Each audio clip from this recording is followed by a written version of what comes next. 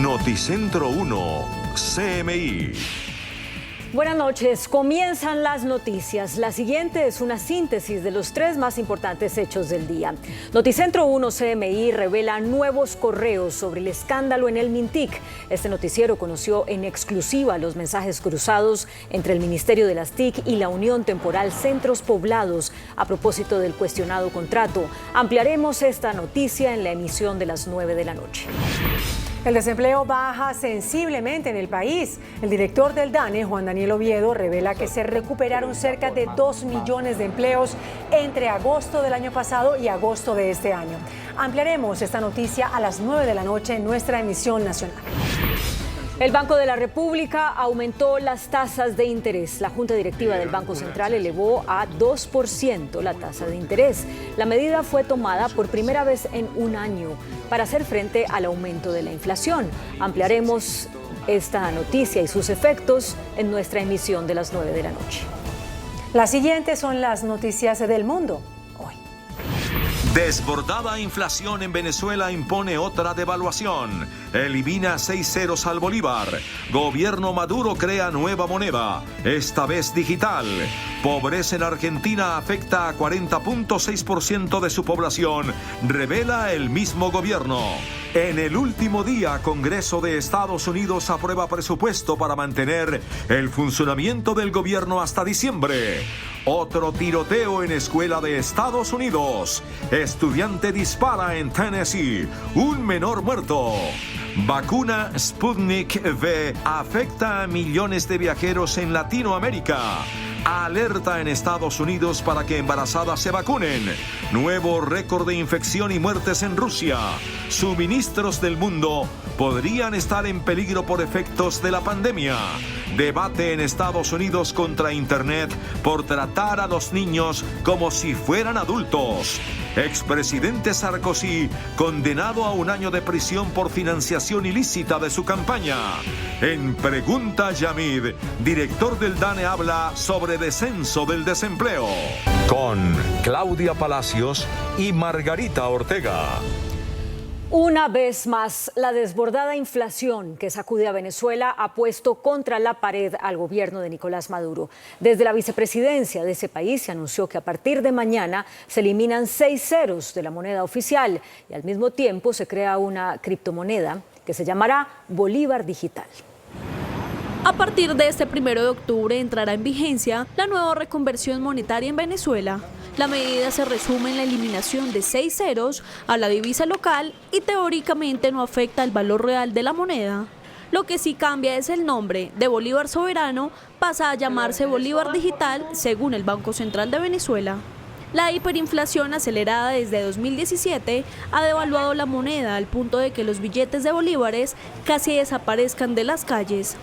La liquidez en el país solo alcanza 2%, es decir, no circula la cantidad suficiente de billetes, por lo que casi el 90% de las operaciones se realiza de manera digital a través de plataformas de creación nacional como Pago Móvil o extranjeras como Zelle o People Pay, a los que se le suma el pago con divisas como dólares, euros y en casos muy específicos, pesos colombianos en las regiones fronterizas. El nuevo cono monetario comprende una moneda de 1 bolívar y billetes de 5, 10, 20 y 50, por lo que es probable que el transporte público se pague con esa moneda. La vicepresidenta ejecutiva de Venezuela, Delcy Rodríguez, anunció que por 10 horas los sistemas digitales de los bancos quedarán suspendidos y no se podrá hacer ninguna transacción. Recordamos a nuestro pueblo que a las 8 de la noche de este jueves, 30 de septiembre, haremos una pausa operativa y a las 6 de la mañana del viernes 1 de octubre se reactivarán paulatinamente los servicios digitales de la banca, con más facilidad y sencillez en las operaciones. Vamos rumbo al Bolívar Digital. El gobierno venezolano apunta a la transformación digital en todo el sistema de pagos, incluso solo con la huella dactilar se puede cancelar en algunos comercios y hasta estaciones de servicio a través de lo que se conoce como biopago. El problema es que la débil infraestructura tecnológica en el país impide que sea generalizado o constante. Cabe recordar que la crisis se siente directamente en la cotidianidad de los venezolanos, según la más reciente encuesta de condiciones de vida realizada por 3 universidades, que alerta que el 94,5% de la población es pobre y el 76,6% está por debajo de la línea de pobreza extrema, con ingresos inferiores a $1,2 por día. En el sur del continente, cifras oficiales publicadas hoy revelaron que la pobreza en Argentina ya alcanza a casi la mitad de la población. Según la Oficina de Estadística, la pandemia también elevó los niveles de indigencia en ese país. El Instituto Nacional de Estadísticas y Censos de Argentina reveló que la pobreza alcanzó al 40,6% de la población durante el primer semestre de 2021. Estas cifras reflejan el impacto de la pandemia, ya que provocó que el año pasado la economía se desplomara, y aunque se prevé una recuperación para este 2021, todavía es insuficiente. Hay una situación de pobreza extrema en la que 11 millones de personas comen en comedores populares. Hay una situación también extrema en la que 5 millones de personas están en la indigencia, es decir, que no comen. Tenemos salarios promedio de 40.000 pesos, es decir, tenemos una crisis impresionante. De acuerdo con el reporte, en términos absolutos se trata de 18,6 millones de personas que viven en condiciones de pobreza, es decir, que no cubren con sus ingresos la canasta básica alimentaria. Y ahí a veces se alcanza y a veces no arreglamos con lo que tenemos en casa y bueno, y así vamos tirando hasta que cobramos y bueno, podemos comprar y tener ahorrado. Uno de los datos más alarmantes del informe es que el 54% de los jóvenes menores de 15 años carecen de los recursos suficientes para vivir. Los datos se conocen el mismo día en que inician las campañas rumbo a las elecciones legislativas del próximo 14 de noviembre y en las que el oficialismo va en desventaja, en gran parte debido al aumento de la pobreza durante los 22 meses que ha gobernado el presidente Alberto Fernández y que en su mayoría coincidieron con la emergencia sanitaria. En medio de una dura batalla política por el presupuesto nacional, el Congreso de Estados Unidos aprobó la medida de emergencia que garantiza el funcionamiento del gobierno hasta el 3 de diciembre. El gobierno Biden solo tenía dinero para pagar a los funcionarios hasta hoy. Sin embargo, sigue la pelea entre demócratas y republicanos por la ampliación del techo de la deuda y por el plan de infraestructura de Biden.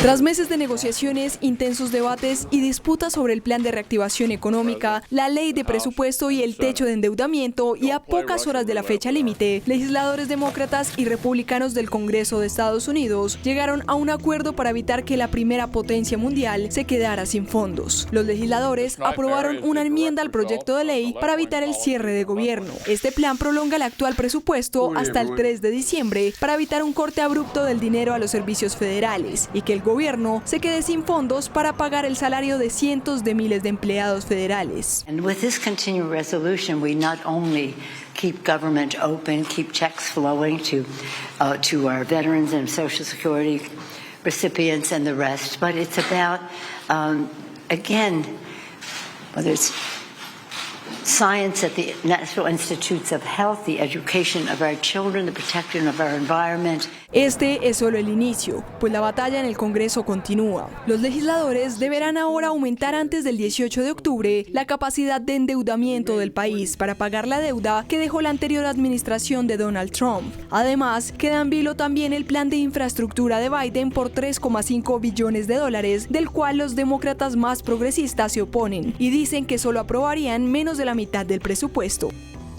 Has been 1.5 because I believe in my heart that what we can do and what the needs we have right now and what we can afford to do without basically changing our whole society to an entitlement mentality. La dura tarea queda en manos de los demócratas, que deberán convencer a los republicanos para eliminar el techo de la deuda y además aprobar el plan de infraestructura. Hoy se presentó un nuevo tiroteo en una escuela estadounidense en el estado de Tennessee. Un menor de edad disparó contra sus compañeros de clase. El saldo hasta ahora es de un muerto. Momentos de pánico vivieron los estudiantes de la primaria de Memphis, Tennessee, en Estados Unidos, cuando uno de sus compañeros abrió fuego hiriendo a un menor de 13 años. Los servicios de emergencia trasladaron al niño al hospital infantil para recibir tratamiento médico, pero su condición de salud se reportó como crítica y hasta el momento se desconoce cómo ha reaccionado a los cuidados. La escuela permanece cerrada para evitar alguna contingencia mayor. El agresor, también un menor de 13 años, huyó de la escuela después del tiroteo, pero luego se entregó en una comisaría de la policía. Probablemente enfrentará un cargo por intento de asesinato en primer grado.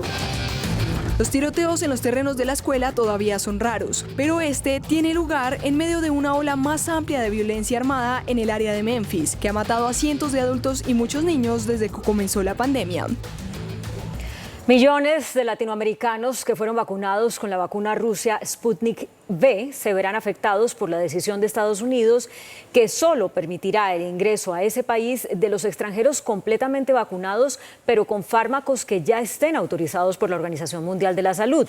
La OMS no le ha dado su aval al inmunizante ruso. Aunque el pasado 11 de agosto de 2020 Rusia se convirtió en el primer país en registrar una vacuna contra el COVID-19, el anuncio de la Sputnik V, lejos de generar esperanza, fue recibido en primera instancia con escepticismo por parte de la comunidad científica internacional, debido a que su registro se realizó cuando aún no se habían publicado todos los resultados de los ensayos clínicos del fármaco. De hecho, hasta el día de hoy, el inmunizante no cuenta con la autorización de emergencia de la Organización Mundial de la Salud, que suspendió el proceso desde junio pasado al no poder certificar las condiciones necesarias para la fabricación de la vacuna, mientras hay científicos que sostienen que existen preocupaciones sobre sus posibles efectos secundarios. Y aunque la Sputnik V empezó a aplicarse en cerca de 70 países, ha perdido confianza, incluso en su país de origen, donde muchos rusos han optado por el turismo de vacunas. Mientras en Latinoamérica hay millones de personas que podrían ver truncadas sus intenciones de viajar a los Estados Unidos por haber sido vacunados con este medicamento, después de que el país norteamericano determinó que solo permitirá el ingreso al país de los extranjeros completamente vacunados con fármacos que ya están autorizados por la OMS. Actualmente, la Sputnik V se aplica en Argentina, donde representa el 30% de las dosis aplicadas. Le sigue México, Honduras, Guatemala, Nicaragua, Venezuela, Bolivia y Paraguay. La autorización del organismo global, además de permitir que se ingrese a los Estados Unidos con esta vacuna, es crucial para que la Sputnik V pueda distribuirse a través del mecanismo COVAX. Los Centros para el Control de Enfermedades de Estados Unidos emitieron una alerta para que las mujeres embarazadas acudan a vacunarse. Hasta el momento, solo el 30% de las mujeres gestantes se han hecho vacunar. Los Centros para el Control y la Prevención de Enfermedades de Estados Unidos emitieron una advertencia sanitaria de acción urgente para aumentar la vacunación contra el COVID-19 entre las mujeres embarazadas con poco tiempo de gestación o que intentan quedar embarazadas, con el fin de prevenir la forma grave de la enfermedad y la muerte. Los CDC revelaron que solo el 31% de las embarazadas se han vacunado contra el coronavirus. Según datos del gobierno estadounidense, hasta el lunes se habían registrado más de 125.000 casos confirmados de COVID-19 entre mujeres en estado de embarazo, incluyendo más de 22.000 hospitalizaciones y 161 muertes.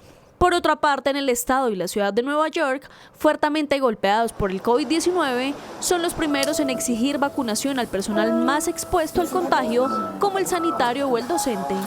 Desde el lunes, unas 520.000 personas, empleados de hospitales públicos y privados y personal administrativo, tendrán que presentar un certificado de vacunación con la pauta completa o tendrán que enfrentarse a una retención del salario en una primera etapa antes de exponerse a perder el empleo. Un nuevo récord de muertes por COVID-19 reportó Rusia. Las autoridades informaron que en las últimas 24 horas hubo 867 fallecimientos por esa causa y que los contagios sobrepasaron los 23.800, muy por encima del conteo de ayer. Las autoridades rusas analizan la posibilidad de habilitar el ingreso de vacunas no aprobadas aún en su sistema de salud para incrementar de esta manera la tasa de inmunización. Los casos de COVID-19 en Melbourne, en Australia, aumentaron a niveles récord a pesar de que la ciudad se encuentra bajo estricto confinamiento. Las autoridades sanitarias dicen que los contagios se deben a las reuniones ilegales de familiares y amigos que han facilitado la expansión de la variante Delta. Y según los reportes, la fatiga de la ciudadanía ha llevado a muchos a romper las reglas y a organizar reuniones en sus casas. Las principales organizaciones de los sectores de transporte marítimo, aéreo y terrestre dijeron que la cadena de suministro global podría sufrir un colapso logístico si no se les garantiza libertad de movimiento, vacunas y menos restricciones por el COVID. En una carta abierta a los jefes de Estado que asistieron a la Asamblea General de las Naciones Unidas, la Cámara Naviera Internacional y las principales organizaciones de los sectores de transporte marítimo, aéreo y terrestre, que representan a un total de 65 millones de trabajadores a nivel mundial, alertaron que las cadenas de suministro globales están comenzando a colapsar tras 2 años de presión sobre esta industria, fuertemente golpeada por el coronavirus y que hoy afronta graves carencias de personal debido a las duras condiciones laborales y el trato deficiente que han recibido los transportistas durante la pandemia. Todos los sectores del transporte también sufren escasez de trabajadores y esperan que más se vayan como resultado del maltrato que han sufrido millones de personas durante la pandemia, lo que pone a la cadena de suministro bajo una mayor amenaza. Y es posible que la escasez de trabajadores se agrave de cara al final de 2021 y se produzca un colapso logístico mundial si los gobiernos no le devuelven la libertad de movimiento a los transportistas. Estamos siendo testigos de interrupciones sin precedentes y retrasos y escasez mundial de productos esenciales, incluidos productos electrónicos, alimentos, combustible y suministros médicos. La demanda de los consumidores está aumentando y los retrasos parecen empeorar antes de Navidad y continuar hasta el 2022. Estos trabajadores continúan enfrentando una gran cantidad de requisitos de vacunación y pruebas solo para hacer su trabajo, lo que ha provocado varios cuellos de botella en la cadena de suministro global que ya comienzan a pasar factura. Una aguda polémica estalló en Estados Unidos a raíz de una iniciativa de Facebook de crear una red social para niños. Las organizaciones civiles de padres denunciaron que bajo la ley de Internet, los niños de 13 años en adelante son tratados como adultos y sometidos a contenidos peligrosos para ellos. Tras estar contra las cuerdas, Facebook suspendió el desarrollo de una versión para menores de 13 años de su aplicación Instagram, luego de ser ampliamente cuestionada en medio de la preocupación sobre los posibles efectos dañinos de la plataforma en la salud mental de los jóvenes.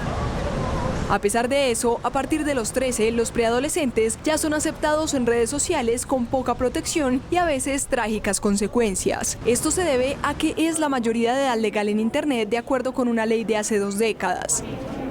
La compañía de Mark Zuckerberg está en la boca del lobo y trata de limpiar su imagen en una audiencia en el Senado, después de que un artículo de Wall Street Journal reportara que documentos internos reflejaban que Facebook estaba al tanto de que la plataforma dañaba la salud mental de los usuarios. Acusaron fuertemente a Facebook. We now know, while Facebook publicly denies that Instagram is deeply harmful for teens, privately, Facebook researchers and experts have been ringing the alarm for years.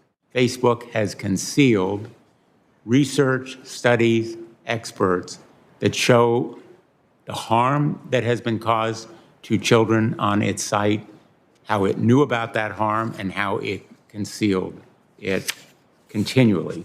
La directora global de seguridad de Facebook hizo su esfuerzo para desmentir los señalamientos del periódico y aseguró que la aplicación ayuda a los adolescentes. We strongly disagree with how this reporting characterized our work, so we want to be clear about what the research shows and what it does not show.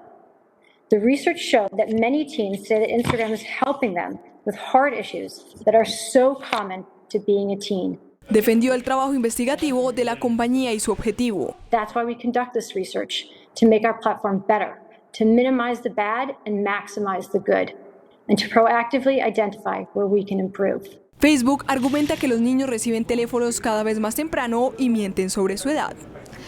Senadores de Estados Unidos criticaron el compromiso del presidente de México, Andrés Manuel López Obrador, en la lucha antinarcóticos. Esto porque no detuvo ni extraditó al mandatario venezolano Nicolás Maduro durante su participación en la cumbre de la CELAC, que tuvo lugar en suelo mexicano. Los senadores estadounidenses Marco Rubio y Rick Scott criticaron al presidente de México, Andrés Manuel López Obrador, por recibir al mandatario venezolano Nicolás Maduro en la reciente cumbre de la CELAC y no extraditarlo a Estados Unidos, donde es requerido por narcotráfico. En una carta, los senadores de Florida también reprocharon a López Obrador por haber acogido al jefe de Estado cubano, Miguel Díaz-Canel, para las celebraciones del bicentenario de la independencia de México. Esperamos que su decisión de recibir al narcodictador Nicolás Maduro y al títere de la dictadura cubana Miguel Díaz-Canel no sea indicativo de un alejamiento de los principios de su país en el respeto por la democracia y la libertad. Tanto Rubio como Scott explicaron en su carta que Maduro enfrenta un proceso criminal en la Corte del Distrito Sur de Nueva York, acusándolo de ser el líder del cartel de los soles y de tráfico de cocaína a Estados Unidos a través de México. Finalmente, en el documento, los senadores extendieron una invitación a López Obrador para continuar cooperando y estrechando la relación entre México y Estados Unidos. La justicia francesa condenó al expresidente de Francia, de ese país, Nicolas Sarkozy, a 1 año de prisión por la financiación ilegal de su campaña en el año 2012. El expresidente francés Nicolas Sarkozy fue declarado culpable por el Tribunal Penal de París de financiación ilegal de su campaña en la fallida candidatura a la reelección en 2012 en el marco del caso Pygmalion. El ex jefe de Estado fue sentenciado a 1 año de prisión y 6 meses de suspensión. Además, se le impuso una multa de 3.750 euros, aunque podrá pagar la pena bajo arresto domiciliario y vigilancia electrónica. El abogado de Sarkozy, Thierry Herzog, manifestó que la sentencia corresponde al máximo que enfrentó su cliente. Además, dijo que apelará a la decisión. C'est la raison pour laquelle le président Sarkozy, avec lequel je me suis entretenu au téléphone à l'instant, m'a demandé d'aller faire appel, ce que je ferai immédiatement en sortant d'ici. Et naturellement, le jugement ne sera pas exécutoire.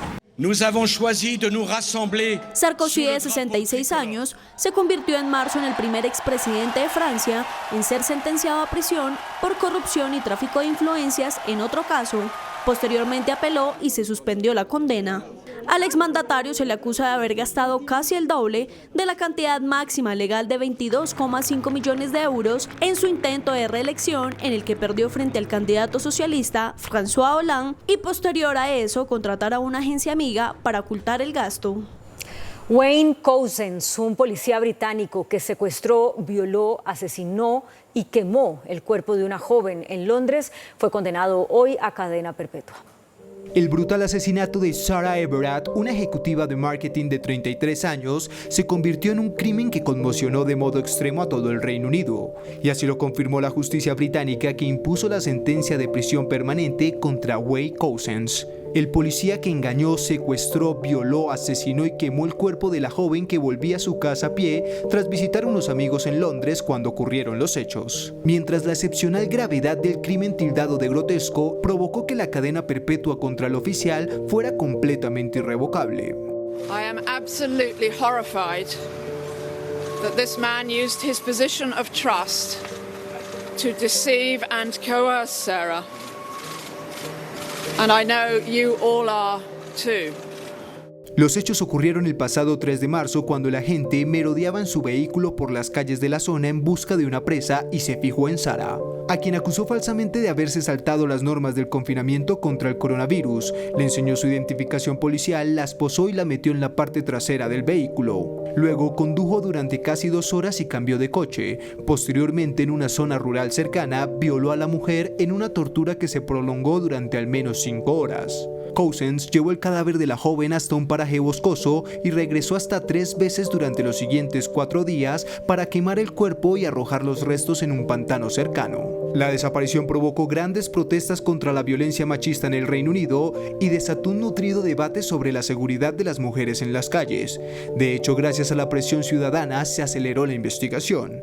Couzens, de 48 años, ingresó a la Policía Metropolitana en 2018 y formó parte de un equipo de élite que protegía sedes diplomáticas en el centro de Londres, y se supo que fue acusado de exposición indecente al menos 2 veces antes del asesinato del que se declaró culpable. China está sumida en una oleada de apagones sin precedentes. Un aumento de la demanda, la escalada de los precios del carbón y recortes de impuestos para cumplir objetivos medioambientales son parte de la causa. Una ola de apagones sin precedentes está golpeando a gran parte de China a raíz de la creciente escasez de energía. Esto a su vez está obligando a las fábricas locales a reducir la producción, lo que amenaza con ralentizar una economía que viene agobiada por la crisis inmobiliaria y de deuda. 20 de las 31 provincias y regiones continentales se vieron obligadas a cortar la electricidad de forma intermitente, provocando cierres de fábricas y apagones en miles de hogares. Además, ha dejado a los residentes de los grandes rascacielos sin ascensores y han causado problemas de tráfico en varias ciudades del país. La principal razón de los apagones es que la economía de esa nación está impulsada en un 60% por el carbón, que es un elemento que actualmente sufre de altos precios, pero también influyen factores como el control del Estado sobre el precio de la electricidad y las fuertes metas de emisiones que llevaron a medidas para controlar el consumo de energía. La actividad industrial en China se contrajo en septiembre por primera vez desde febrero de 2020, cuando el confinamiento decretado ante el coronavirus paralizó la economía. La lava del volcán Cumbre Vieja en Canarias gana terreno en el mar. Alcanza ya unas 20 hectáreas de superficie. Las autoridades piden a los vecinos que extremen las precauciones, pues hay una nueva vertiente de material volcánico. La lava del volcán de la isla de La Palma, que cae al mar, ya ha ganado terreno al agua y formado un nuevo camino de más de 20 hectáreas de superficie, según el Instituto Vulcanológico de Canarias. Desde la llegada de la lava al mar, el volcán no ha dejado de expulsar material sin parar y la cascada de lava no ha dejado de ingresar al océano Atlántico, por lo que la acumulación de residuos que se está formando crece constantemente. El contacto de la lava con el mar no ha producido de momento los efectos que más se temían, como explosiones u oleaje de agua hirviendo, aunque sí desprendimiento de gases potencialmente tóxicos. Si bien la erupción del volcán no ha dejado víctimas, ha destruido unas 855 construcciones y ha obligado a la evacuación de al menos 6.000 personas. Las autoridades han pedido a los vecinos de las zonas más afectadas que extremen las precauciones ante un previsible deterioro en la calidad del aire, sobre todo a partir de este viernes por un cambio en el régimen de vientos. La actividad explosiva del volcán de Cumbre Vieja ha vuelto a aumentar en las últimas horas, así como la emisión de gases en la parte norte. Entre tanto, el volcán Kilauea, uno de los más activos del mundo, entró nuevamente en erupción luego de 5 meses. Arrojó lava en el Parque Nacional de los Volcanes de Hawái. Funcionarios señalan que si bien no existe un peligro actual para los residentes de la isla grande de Hawái ni para la infraestructura del parque, la situación será monitoreada, pues la nube que producen las emisiones podría tener algún efecto en el tráfico aéreo.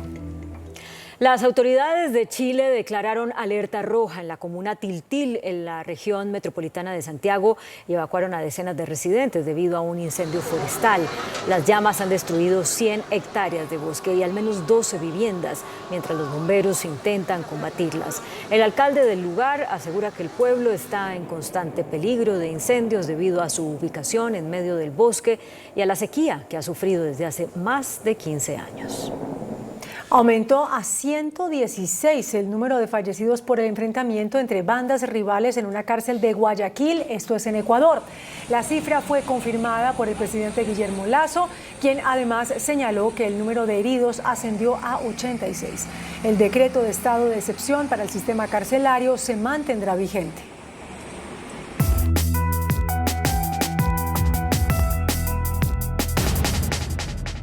La pandemia ha agudizado los problemas de educación en el país. Según datos de la Comisión Económica para América Latina y el Caribe, la emergencia sanitaria ha dado lugar al cierre de instituciones.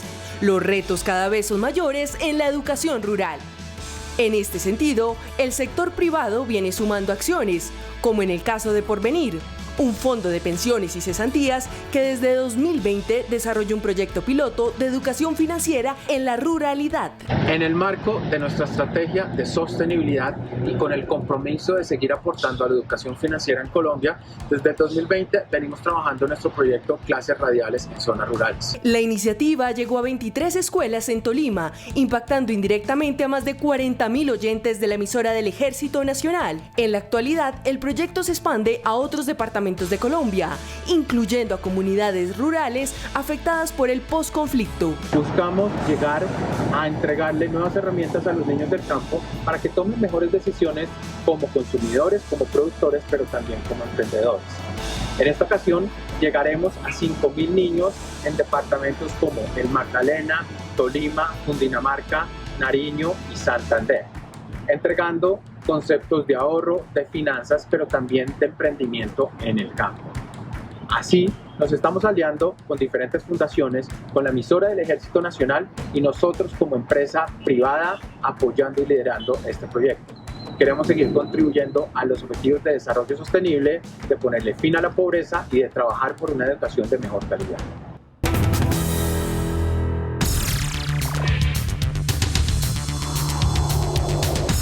Muy buenas noches.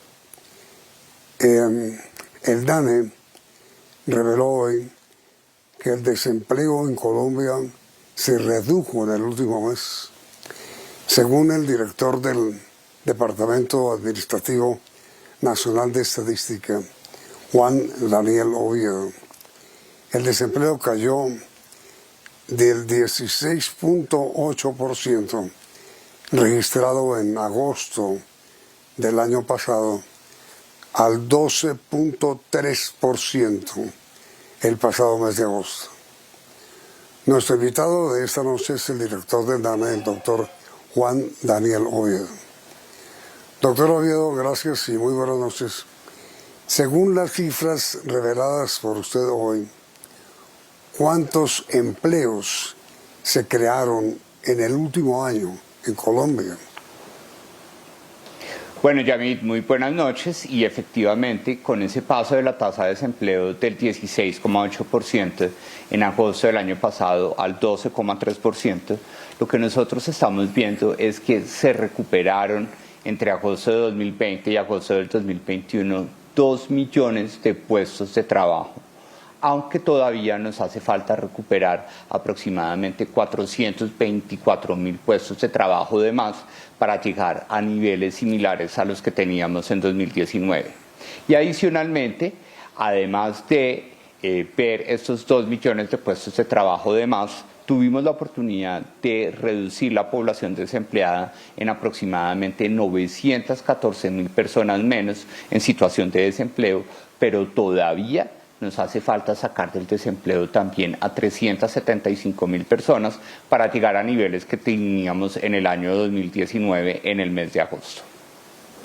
Pero mira, doctor Oviedo, ¿en qué tipo de actividades se produjo esta? Imagínense, más de 2 millones de empleos creados en este tiempo. ¿En qué tipo de actividades ocurrió este fenómeno de recuperación del empleo? Bueno, Yamit, en primer lugar, esos 2 millones de puestos de trabajo que se recuperaron en agosto entran a corregir la pérdida de aproximadamente 2.4 millones de puestos de trabajo del año inmediatamente anterior. Eso significa que el mes de agosto tuvo un muy buen desempeño en materia de recuperación de puestos de trabajo coyunturalmente, porque recuperamos el 82.5% del terreno perdido que habíamos, valga la redundancia, perdido en agosto de 2020. ¿Y por qué fuimos tan efectivos? Primero, Yamit, pudimos iniciar un retorno a la presencialidad de la educación mucho más contundente, que permitió que muchas mujeres salieran a buscar trabajo después de haber estado confinadas en sus casas dedicadas a cuidar a sus hijos o dedicados a oficios del hogar.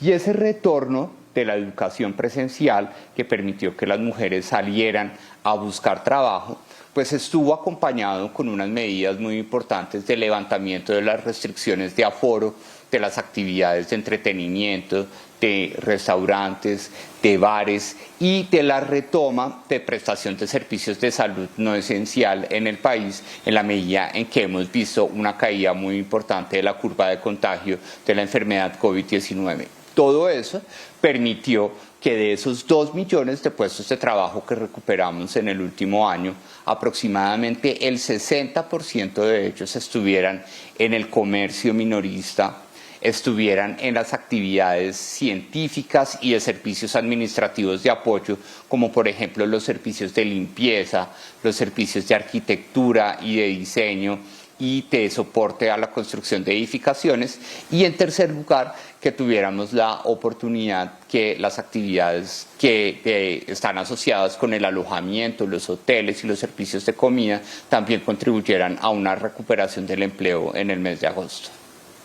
Pero entonces, doctor Oviedo, lo que usted me dice significa que la gran beneficiada fue la mujer, porque si evidentemente la gran perjudicada durante los días crudos de la pandemia fue la mujer, también la recuperación de empleo más importante ocurrió con la mujer.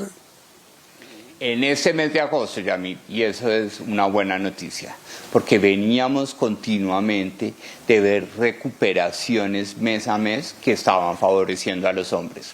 Esa es la primera vez que logramos una recuperación contundente en términos relativos del doble, en términos relativos de puestos de trabajo asociados con mujeres en relación con hombres, y en valor absoluto, la mayoría de puestos de trabajo de esos dos que se recuperaron a lo largo del último año, pues están ocupados en este momento por mujeres. Qué bueno, doctor Oviedo.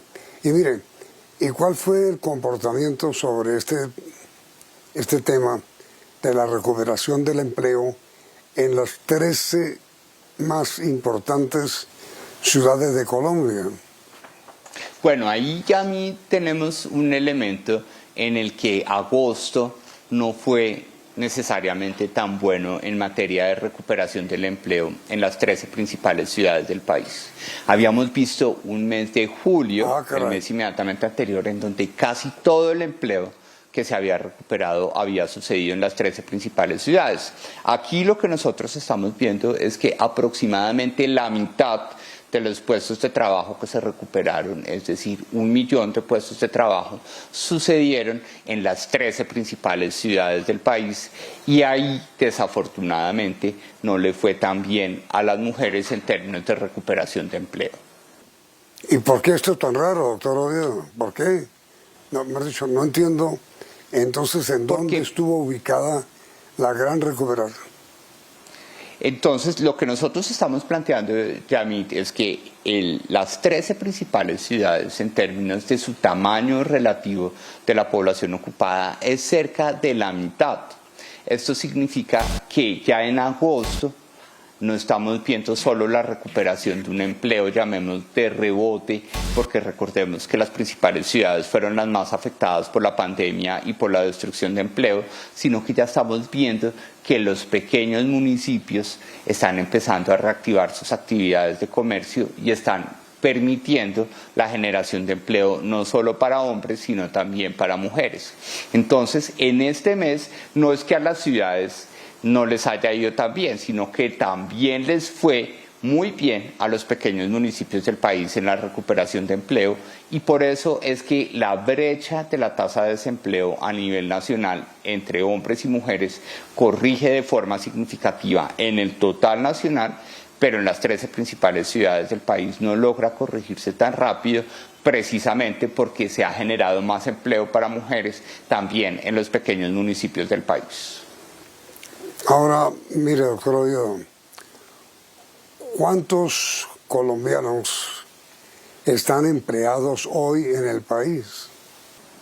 En este momento nosotros, para el mes de agosto, nosotros tenemos un estimativo de aproximadamente 21.7 millones de personas ocupadas en el total nacional, que superan las 19.7 millones de personas que trabajaban en agosto de 2020 y que todavía están por debajo de los 22.1 millones de personas ocupadas que veníamos acostumbrados de observar en el total nacional a lo largo del año 2019. 21.7 millones de colombianos empleados. ¿Y cuántos hay desempleados? Bueno, importante ya hacer una precisión, que no hablamos solamente de colombianos, porque dentro de esos 21.7 millones de personas ocupadas también tenemos a migrantes venezolanos que están formando parte de la población ocupada.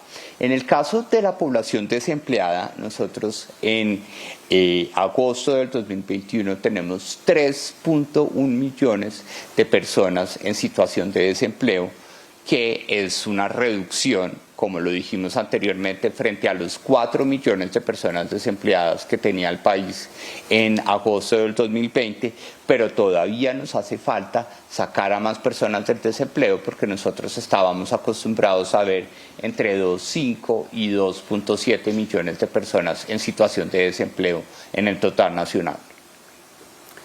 Mire, doctor Oviedo, hay muchas otras cosas que preguntarle sobre este tema del empleo nacional, pero infortunadamente por hoy el tiempo se nos agotó. Quisiera invitarlo a continuar dialogando con nosotros sobre este tema de la empleabilidad en Colombia para transmitir mañana, ¿le parece? Cuente con eso, Yamit. Aquí estoy pendiente. Mil gracias, doctor Oviedo. Gracias. Y a ustedes, televidentes, gracias. Y los invitamos a continuar aquí en Noticentro 1 CNI. Noticentro 1 CMI. 23 capturas por narcotráfico en el Chocó, entre ellos 2 funcionarios de la gobernación, uno el secretario de Hacienda. Suben tasas de interés. Banco de la República las aumenta para frenar inflación. Fedesarrollo explica los efectos de la medida sobre empréstitos y tarjetas de crédito. Se recupera el empleo. Baja la tasa de desocupación. Cúcuta con el desempleo más alto y Cartagena con el más bajo. Nuevos falsos correos se descubren en escándalo de Mintic. Lanzan contralorías móviles para combatir corrupción. Pensión de invalidez para víctimas ordena la Corte Suprema. La paz en Colombia es un modelo, pero tiene riesgos, dice secretario de la ONU, Antonio Guterres. Expresidente Pastrana lanza reto a expresidente Santos sobre financiación de campañas. Se recrudece invierno en el país. IDEAM advierte sobre temporada de lluvia que llega. Crece inseguridad en Bogotá. 3 muertes diarias por robos. Venta de cocaína con IVA en bares de Bogotá denuncian en el Consejo. Con Claudia Palacios y Margarita Ortega. Iniciamos nuestra segunda hora de noticias. La Fiscalía asestó un duro golpe a las organizaciones dedicadas al narcotráfico en el Chocó. 23 personas fueron capturadas. Entre los detenidos fueron identificados 2 funcionarios de la gobernación de ese departamento, uno de los cuales se desempeñaba como secretario de Hacienda. En Chocó y tras un año de interceptaciones, la Fiscalía General de la Nación desarticuló una organización conocida como Los Mexicanos. 23 personas fueron capturadas, entre estos 2 funcionarios de la gobernación del Chocó. Los funcionarios capturados son el secretario de Hacienda de Chocó, Willington Vidal Rojas, y un técnico en carrera administrativa de la gobernación, Carlos Andrés Ramo Murillo. La banda tenía azotado a Quibdó con homicidios, extorsiones, tráfico de estupefacientes y desplazamientos. Además, hay evidencia de que tendrían una alianza criminal con el Frente de Guerra Occidental del ELN con el propósito de ampliar su actuar ilícito. Abundante material probatorio, interceptaciones de comunicaciones, testimonio, indican cómo este grupo delincuencial extorsionaba a funcionarios como jueces, fiscales, trabajadores de la gobernación y de la alcaldía de Quibdó, así como comerciantes. La Fiscalía ha documentado este año más de 150 víctimas de esta estructura. En el caso de los 2 funcionarios, serían los encargados de elaborar los panfletos extorsivos e incluso uno de ellos estaría involucrado en el tráfico de estupefacientes. 7 de los capturados fueron notificados en centro carcelario donde estaban privados de la libertad por otros procesos. El Banco de la República aumentó de 1,75 al 2% las tasas de interés para controlar la inflación.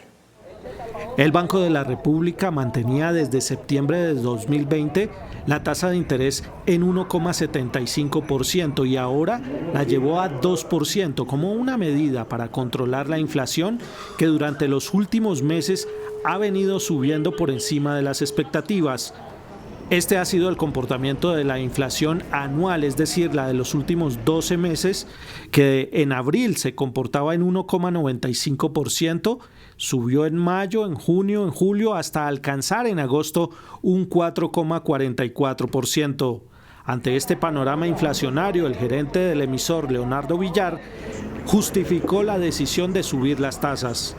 Iniciar un proceso de ajuste de la política monetaria que no iba a poder mantenerse, una política monetaria tan holgada, tan laxa como la que mantuvimos durante el año y medio precedente.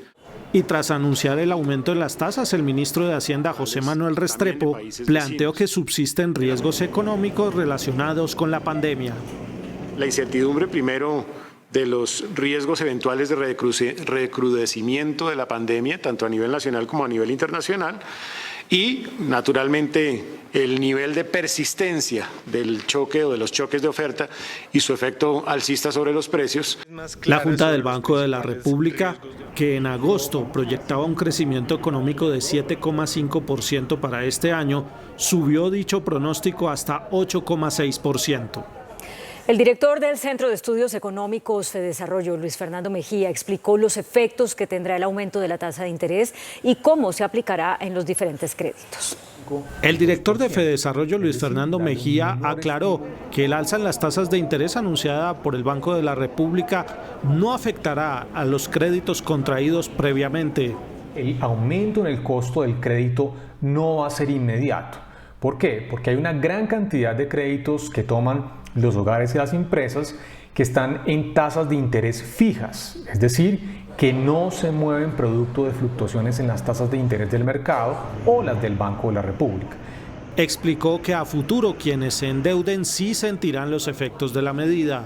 Hay otros créditos nuevos que seguramente verán reflejados este aumento de 25 puntos básicos que ha implementado el Banco de la República el día de hoy. El Banco de la República no descartó a futuro nuevas alzas en las tasas. Comenzó a ceder el desempleo. Según el DANE, al cierre de agosto se habían recuperado cerca de 2 millones de puestos de trabajo. Según el DANE, el desempleo, que en agosto del 2020 había marcado 16,8%, bajó a 12,3% en agosto de este año. Las cifras oficiales indican que se ha recuperado 1.995.000 de los puestos de trabajo perdidos durante la pandemia. La desocupación ha venido disminuyendo de manera consistente en los meses de mayo, junio, julio hasta agosto. El director del DANE explicó que es la tasa más baja desde que inició la pandemia. Esta tasa de desempleo del 12,6% es la más baja que hemos visto desde un referente en el vecindario del 12,3% desestacionalizada en marzo de 2020. El ministro de Trabajo dice que las estrategias ya están funcionando. Esto significa que todos los procesos de reactivación laboral que ha entregado el gobierno, incentivos tributarios, subsidios al desempleo, están funcionando. Por ciudades, las mayores tasas de desempleo están en Cúcuta, Florencia, Quibdó, Riohacha, Valledupar y Neiva. En las grandes ciudades, Cali, Bogotá y Medellín registran desempleos entre 15 y 17%. El presidente de la ANDI, Bruce McMaster, y la presidenta de ACOPI, Rosemary Quintero, aseguraron que a pesar de la caída en la tasa de desempleo, aún queda mucho por hacer. Para el presidente de la ANDI, Bruce McMaster, la noticia sobre reducción del desempleo es alentadora, pero no hay que cantar victoria. Falta mucho por hacer, pero la tendencia es bastante buena. Hay que decir que las 13 principales ciudades tienen una tasa significativamente mayor a la del promedio nacional, es decir, del 14,2%, mientras otras cabeceras tienen una tasa del 12%. El gremio de las pequeñas y medianas empresas dice que todavía hay retos en materia de reactivación del empleo en la industria. Estamos evolucionando, recuperando empleo perdido. Nos preocupa la industria manufacturera. Los gremios confían en que en lo que resta del año se consolide la reactivación del mercado laboral. Cúcuta es la ciudad con el desempleo más alto. Según el DANE, la tasa de desocupación supera el 20%. Por segundo mes consecutivo, Cúcuta ocupa, según el DANE, el primer lugar en la tasa de desempleo con un 20,3%. Y más del 63,5% de la población ocupada está en la informalidad. Esperamos que junto al sector gastronómico, turismo y los encadenamientos productivos del sector de manufacturas represente una mejora rápida para el tercer trimestre del año y para el último trimestre. La capital fronteriza de Colombia cuenta con una población en edad para trabajar de 695.000, de los cuales 415.000 están económicamente activos y 85.000 están desocupados. En contraste, Cartagena aparece como la ciudad con el desempleo más bajo. Según las últimas cifras del DANE, Cartagena registra la tasa más baja de desempleo en el país con el 10%. La ciudad pasó de tener 342.000 ocupados entre junio y agosto del año 2020 a tener 421.000 para el mismo periodo en el 2021. Brindando incentivos a los empresarios, pero también al vendedor informal y a la comunidad en general para que pudieran empezar a atacar un poco el tema de la problemática económica relacionada con la pandemia. Los sectores que más han generado empleo son la industria manufacturera con 6.000 nuevos puestos, la construcción, el sector comercio y reparación de vehículos. Noticentro 1 CMI conoció varios correos electrónicos fraudulentos dentro del escándalo del contrato firmado entre el Ministerio de las Tecnologías de la Información y la Unión Temporal Centros Poblados. Se investiga quién suministró una cuenta falsa del Banco Itaú para suplantarlo como el garante del contrato. Con una cuenta de correo electrónico falsa, la Unión Temporal Centros Poblados logró suplantar al Banco Itaú y meter así las garantías bancarias falsas con las que se ejecutó el contrato del Mintic y se entregó además el anticipo de los 70.000 millones de pesos. Este es el primer documento falso que le envió Centros Poblados al Ministerio de las TIC el 18 de octubre del 2020. Es la garantía de seriedad del contrato, supuestamente emitida por el Banco Itaú. Aquí se brinda la cuenta de correo electrónico falsa, otro correo de servicio al cliente y la dirección de la sede principal de la entidad bancaria que aparece en Internet. Posteriormente, desde el Mintic, el supervisor del contrato, Camilo Jiménez, envió una comunicación a la Unión Temporal negándole el plazo para presentar las garantías bancarias faltantes para que se emitiera el acta de inicio del contrato. Dicha comunicación fue enviada a los contratistas con copia al correo falso del Banco Itaú. Esta misma comunicación fue enviada por gestión documental del Ministerio de las TIC en correspondencia física a través de 472 a la sede principal del Banco Itaú.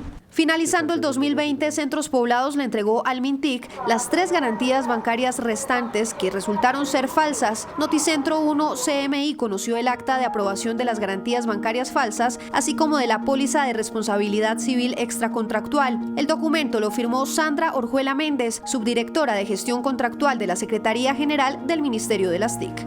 En total fueron 4 pólizas falsas las que le entregó la Unión Temporal Centros Poblados al Ministerio de las TIC. Con el fin de fortalecer el control ciudadano a los recursos públicos, hoy fueron lanzadas las Contralorías Móviles, una herramienta tecnológica importante para la lucha contra la corrupción.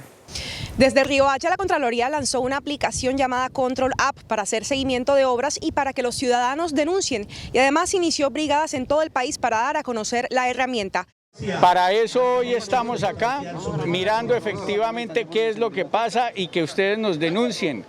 En Control App, los ciudadanos pueden hacer seguimiento de elefantes blancos u obras inconclusas, presentar denuncias e incluso dialogar con el Contralor General. Desde su casa, desde el punto donde se encuentre la denuncia, tomar la evidencia, enviarla, hablar automáticamente, dar la queja, la denuncia automáticamente al Contralor. La institución también lanzó en La Guajira la primera Contraloría Móvil que recorrerá la costa caribe en lo que queda del año para denunciar actos de corrupción. Ahí le dan la opción de que usted lo haga de manera anónima si así lo desea para no comprometerse.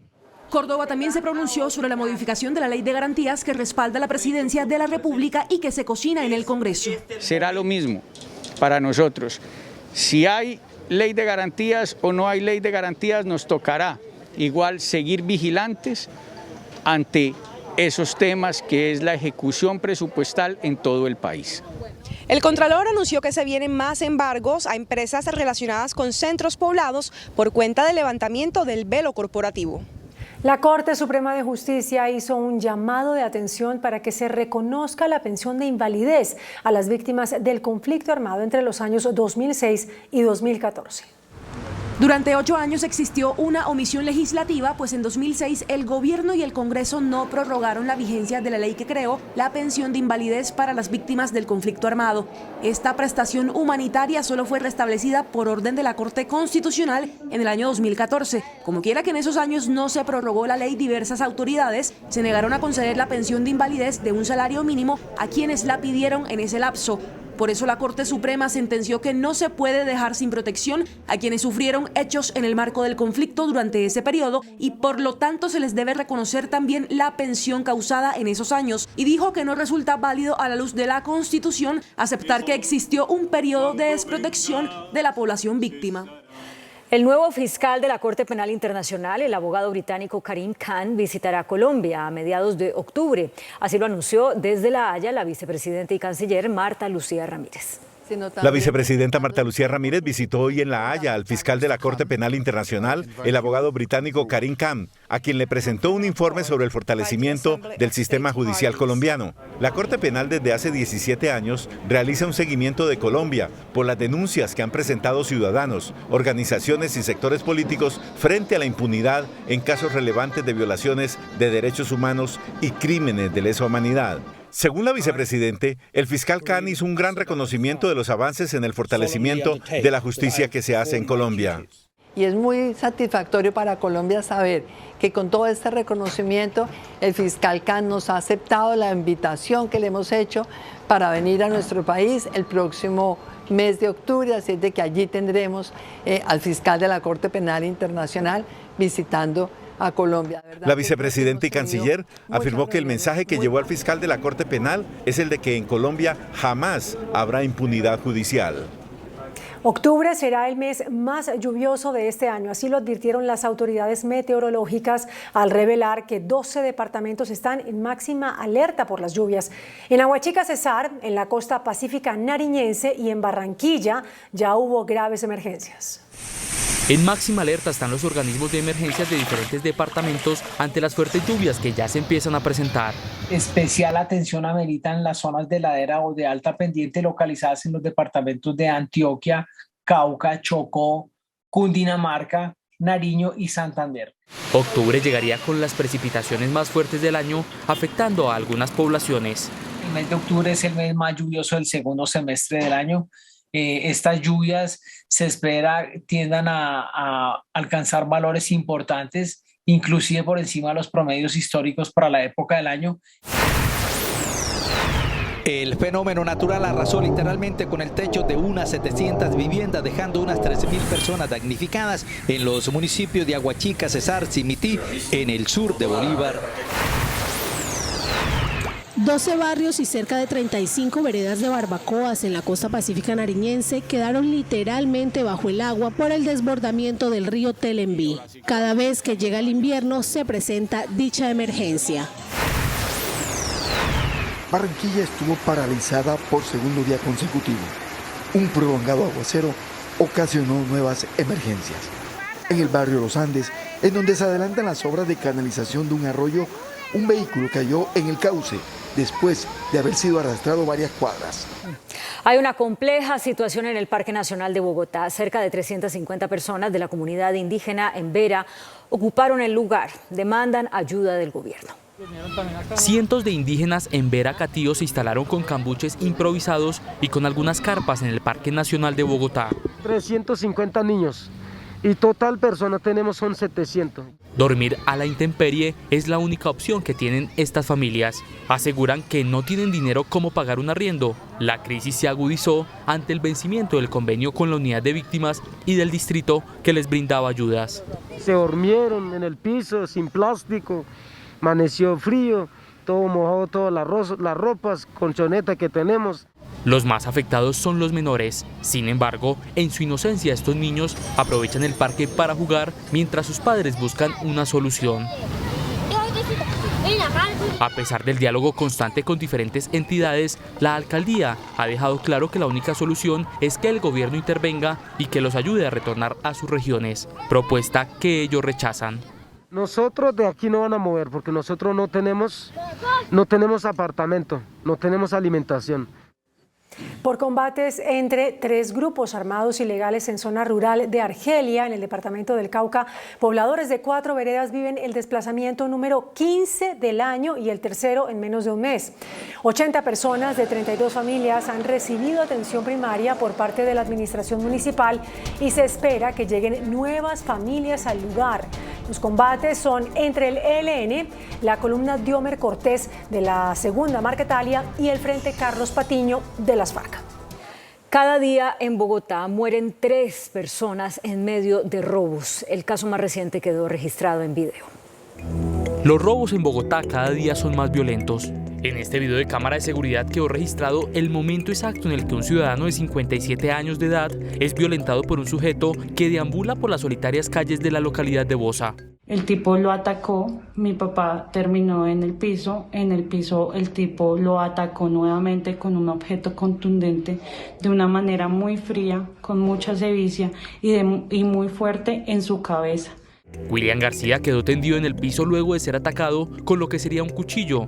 Su familia hoy pide justicia y celeridad en el proceso judicial. Por favor, nos ayuden a aclarar y acelerar este caso debido a que, gracias a los golpes que fueron tan graves, tan contundentes en su cabeza, mi papá falleció. Cada día mueren en promedio 3 personas en Bogotá en medio de atracos. Y en Bogotá, hasta la venta de droga tiene IVA. En un debate sobre la inseguridad en la capital, el concejal Óscar Ramírez Baos reveló cómo en algunos bares de la zona rosa facturan los estupefacientes con el impuesto a las ventas. Ante los ojos de transeúntes y autoridades se vende droga en la zona rosa de Bogotá.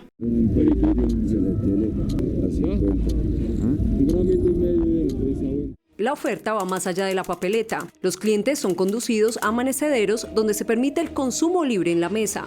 No les cobramos cover, vamos hasta las 6 de la mañana y periquito. No joven para nada, se puede meter el pasecito en la mesa. Pero lo más insólito es que la droga se factura hasta con IVA. La denuncia es que el microtráfico hoy en Bogotá, y que ha evidenciado en el video, tiene IVA. Tendremos que preguntarle a la DIAN si ya está registrando esos ingresos, porque claramente hay una factura. El alcalde encargado, Luis Ernesto Gómez, aseguró que están tras la pista de varios establecimientos donde se permite esta práctica. Hay 4 establecimientos en concreto que están siendo investigados en esa zona de la capital. Más de 81.000 llamadas alertando sobre la venta indiscriminada de droga han entrado a la línea 123. El general Jorge Luis Vargas, director de la Policía Nacional, defendió los cambios en la cúpula de la institución y aseguró que el general Carlos Rodríguez no tiene ningún impedimento para ser el inspector de la misma. El director de la policía defendió la designación del general Carlos Rodríguez como inspector de la institución, decisión que había sido cuestionada por Human Rights Watch. Según José Miguel Vivanco, director de Human Rights Watch, el general Rodríguez como inspector tendría que investigar a policías del SMAT que recibieron órdenes suyas durante las protestas. El general Rodríguez es un oficial de destacadas calidades. Jurídicamente no tiene nada que va en contravía con ese nombramiento. No hay ninguna inhabilidad de orden jurídico y cuando correspondan están tipificadas en la ley. Las inhabilidades de los funcionarios públicos están tipificadas en la ley.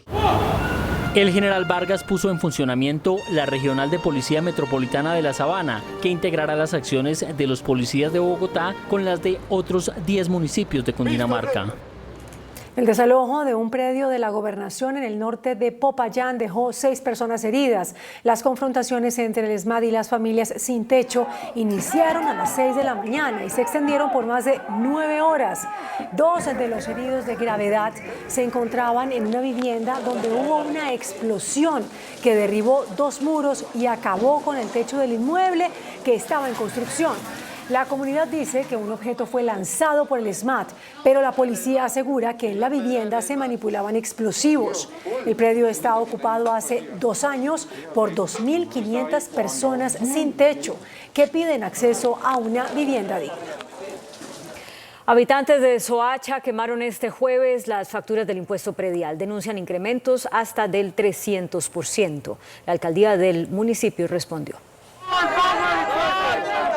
Indignados por los aumentos en el impuesto predial, habitantes del municipio de Soacha quemaron los recibos frente a la alcaldía.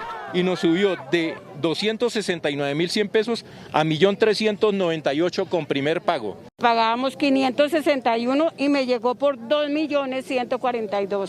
Estos son barrios periféricos, no es un barrio del norte de Bogotá ni nada de eso.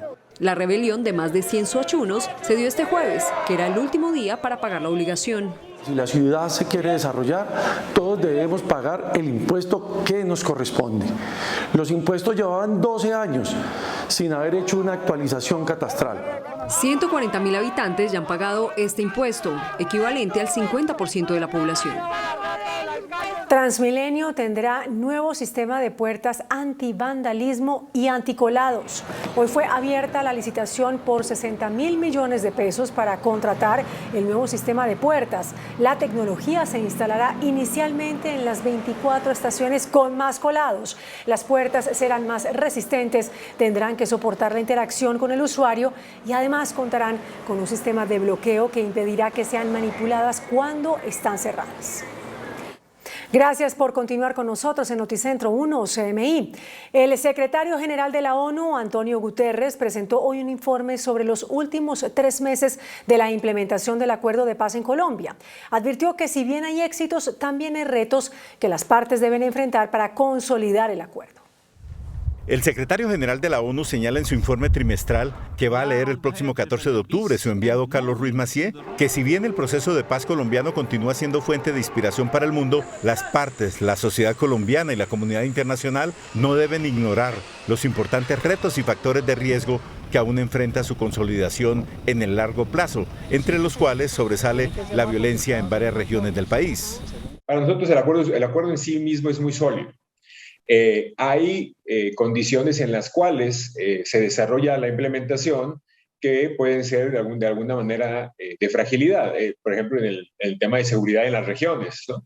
Entonces, ¿cómo se combate esa fragilidad en algunos contextos? Nosotros estamos convencidos que con la implementación integral del acuerdo de paz.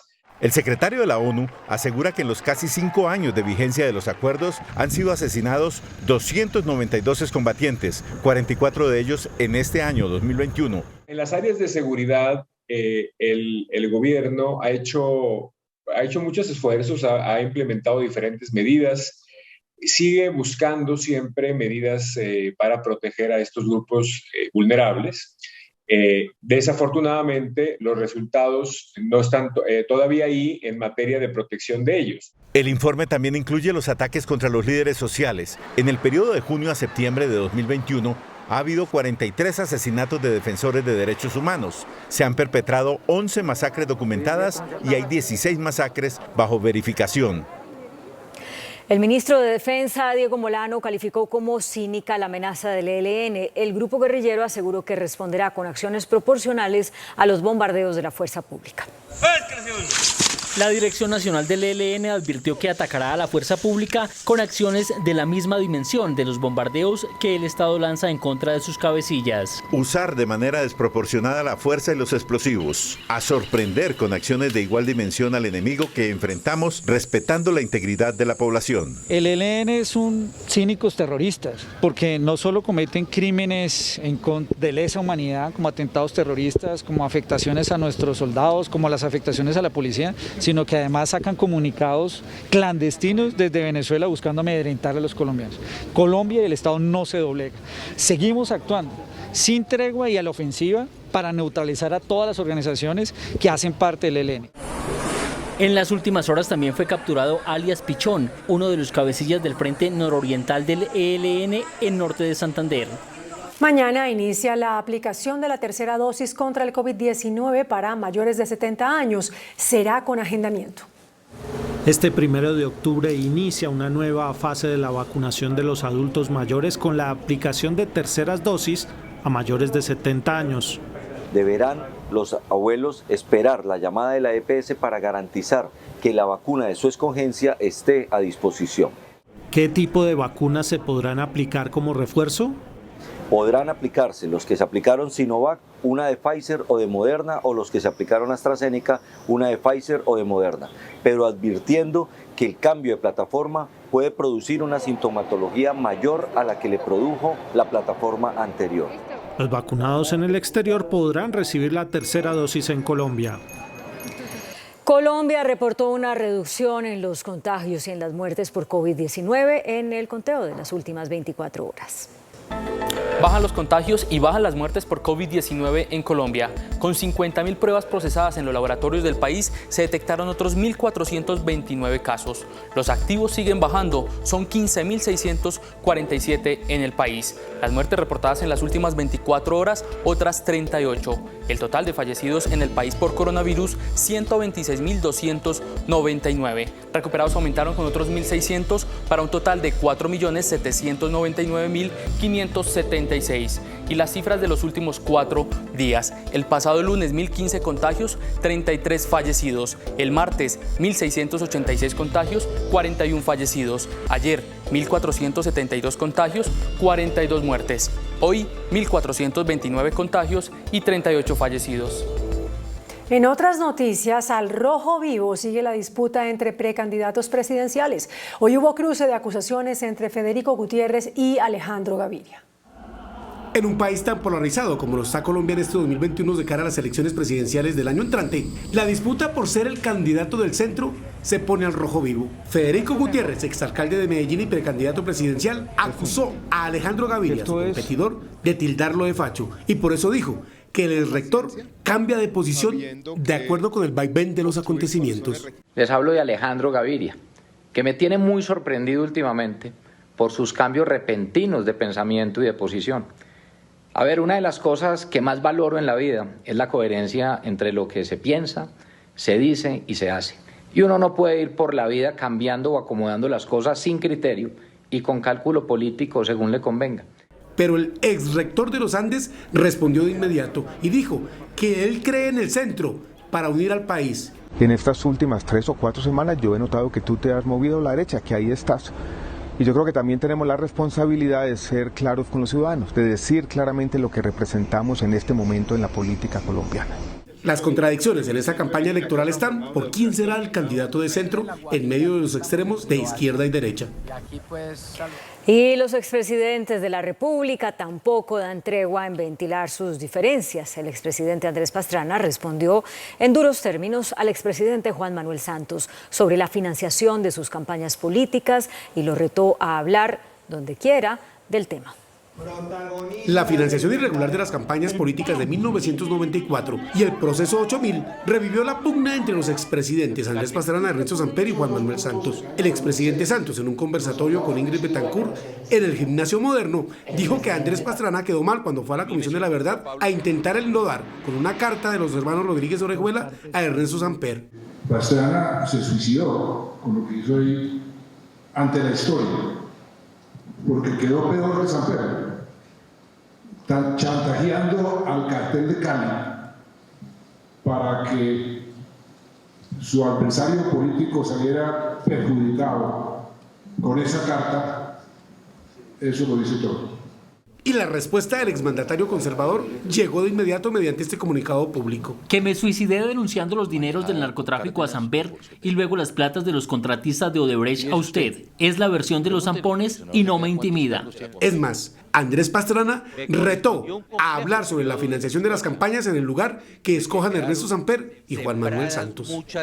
Rodrigo Londoño, jefe del Partido Comunes, habló sobre la división de la colectividad y anunció que convocará al Consejo Nacional del partido para que decida si cita o no una asamblea general. La respuesta de Rodrigo Londoño, más conocido como Timochenko, obedece a la solicitud de los senadores Victoria Sandino e Israel Zúñiga, así como del exmiembro del secretariado de las FARC, Joaquín Gómez, quienes buscan la división del partido y tener personería jurídica aparte. La convocatoria urgente al 10º Pleno del Consejo Nacional de los Comunes para dar trámite a su solicitud y que tal instancia evalúe, discuta y apruebe la convocatoria a la asamblea extraordinaria solicitada.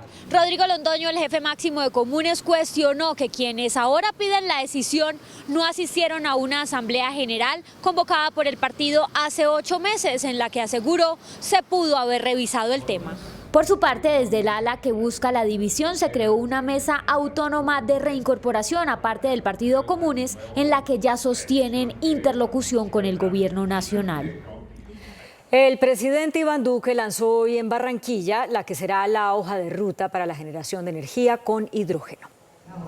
El hidrógeno como fuente generadora de energía es la nueva propuesta del gobierno nacional en el proceso de descarbonización de la industria en Colombia. En el lanzamiento de la hoja de ruta del hidrógeno, en la que participaron 6 grandes empresas, el presidente Iván Duque dijo que es un día histórico para Colombia por la apuesta a la transición energética que comenzaría con los vehículos de transporte de carga y de pasajeros que dejarían de usar combustibles fósiles. Que durante muchos siglos no se acompañó la sostenibilidad ambiental. Sostuvo que actuar en medio de esta crisis es un deber moral y que el potencial de Colombia en materia de energía con hidrógeno puede ser mayor que países que han tomado la delantera. Que nos hemos puesto en la tarea de tener los primeros pilotos de hidrógeno verde en Colombia en el año 2022. Hoy, más de 30 países han firmado en el mundo la hoja de ruta del hidrógeno. Arrancó el Congreso de la Federación de Comerciantes en Cartagena. El presidente de FENALCO, Jaime Alberto Cabal, insistió en la necesidad de adoptar reformas estructurales, entre ellas al régimen de pensiones. Freddy Gómez, buenas noches, detalles de los planteamientos. Muy buenas noches. Hoy en el primer día del Congreso de FENALCO, su presidente Jaime Alberto Cabal presentó los principales ejes que debe adoptar el gobierno nacional para mejorar los índices de la economía y mejorar las condiciones en política social. Estos tienen que ver con una reforma laboral, la cual consideran inaplazable para reducir los niveles de informalidad en Colombia. El otro aspecto tiene que ver con una reforma a la justicia y una reforma al Código Penal que garantice la seguridad ciudadana. Los precandidatos que participaron en el Congreso estuvieron en línea con las propuestas de FENALCO.